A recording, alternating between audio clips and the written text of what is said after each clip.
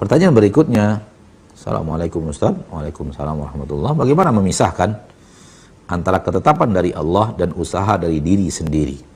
Sangat mudah. Sangat mudah.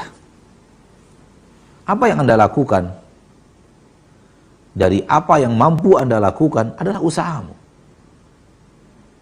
Dan apa yang terjadi, itulah dia yang ditakdirkan Allah.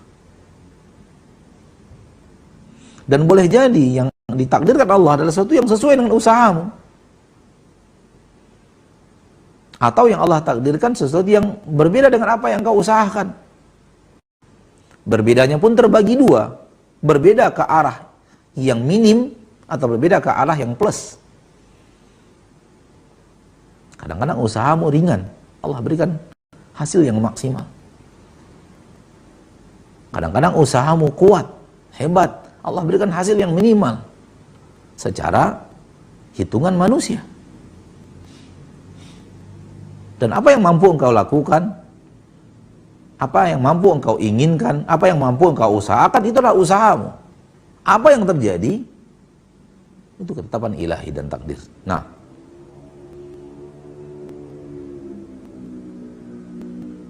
Assalamualaikum warahmatullahi wabarakatuh.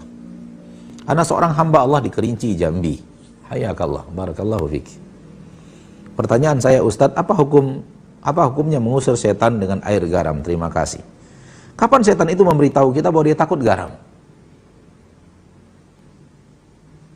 Kapan setan itu memberitahu kita bahwa dia takut garam? Kalau garam ditebar, waduh, nggak berani mendekat, ada garam di sana, begitukah? Berarti tidak ada maksiat di dapur.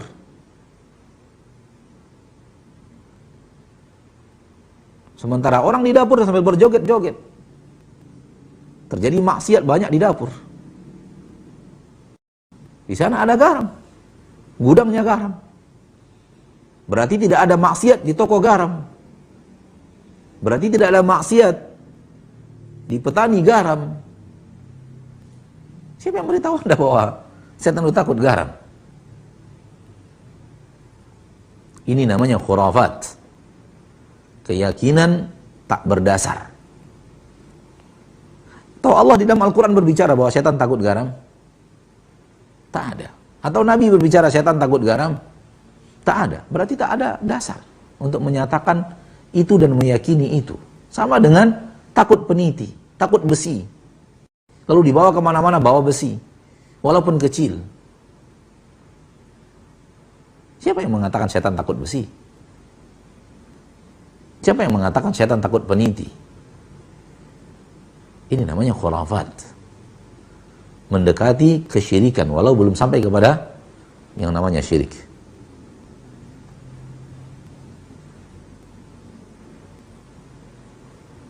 Assalamualaikum Ustaz. Waalaikumsalam. Saya Wulan dari Temanggung. Barakallahu fiik. Seringkali ketika melakukan sesuatu ada rasa was-was. Apakah ini firasat atau ini bentuk kesyirikan juga? Tidak, ini adalah penyakit. Penyakit was-was. Tidak sampai kepada kesyirikan kalau tidak dilanjutkan lebih parah daripada itu. Ini penyakit yang harus dilawan. Dilawan dengan tidak peduli kepada was-was. Mencampakkannya. Melakukan usaha maksimal, kemudian mencampakkan rasa was-was itu dari hati. Serahkan kepada Allah, pengatur segala-galanya. Kita mau pulang kampung, was-was nanti ada maling. Pertama, lakukan usaha manusiawi. Kunci seluruh pintu, yakinkan seluruh pintu terkunci dengan baik. Ya, setelah itu kasih tahu tetangga, tolong lihat-lihat rumah. Kami pergi mungkin seminggu, 2 minggu, sebulan. Sudah, usaha maksimal sudah kita kerjakan. Pintu sudah kita kunci semaksimal yang kita mampu. Bahkan satu pintu sudah ada 2 gembok dan semacamnya. Ya.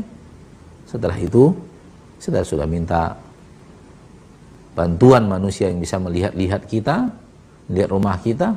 Urusan terakhir serahkan kepada Allah. Biarkan Allah yang mengatur apa yang akan terjadi pada rumah itu. Karena boleh jadi dimasuki maling juga, boleh jadi terbakar, dan yang lainnya. Sangat tidak tertutup kemungkinan terjadi korsleting listrik, ya, sehingga terjadi hal yang tidak kita inginkan. Dan lihatlah, dari 30 kali kita safar, berapa kali maling masuk? Kalau ternyata tidak ada, kenapa was-was? Subhanallah, kadang-kadang manusia tidak mengambil ibrah dari kehidupan.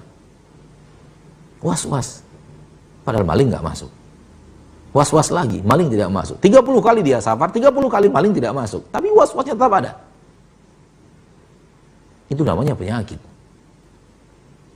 Hati tidak terlalu bergantung kepada Allah dan tidak tawakal kepada Allah. Khawatir cemas. Dan itu akan merusak hati. Kalau hati rusak, kesehatan pun akan rusak dibuatnya. Berhati-hatilah.